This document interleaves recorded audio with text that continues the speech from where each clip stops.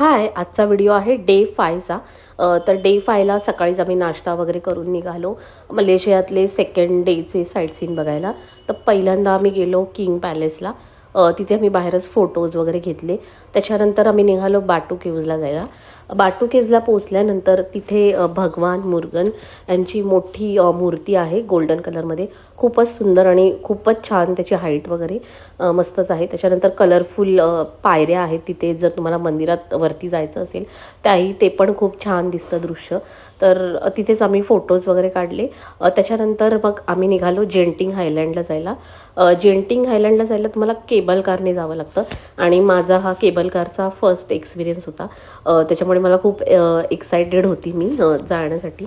मग त्याच्यामध्ये नंतर आम्ही बसलो केबल कारमध्ये आणि थोडं पावसाचं वातावरण झालं होतं, त्याच्यामुळे खूपच वरून एकदम मस्तच दृश्य दिसत होतं। नंतर तिथे आम्ही पोहोचलो वरती। तर वरती एक मॉल आहे तिथे, तर मॉलमध्येच हॉटेल्स वगैरे आहेत सगळे।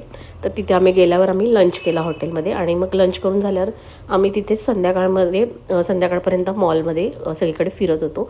त्याच्यानंतर आम्ही खाली यायला निघालो केबल कारने, तर पाऊस पडायला सुरुवात झाली आणि इतकं सुंदर दिसत होतं ते, कारण ते हाईटवर आहे त्याच्यामुळे भरपूरच छान दिसत होतं।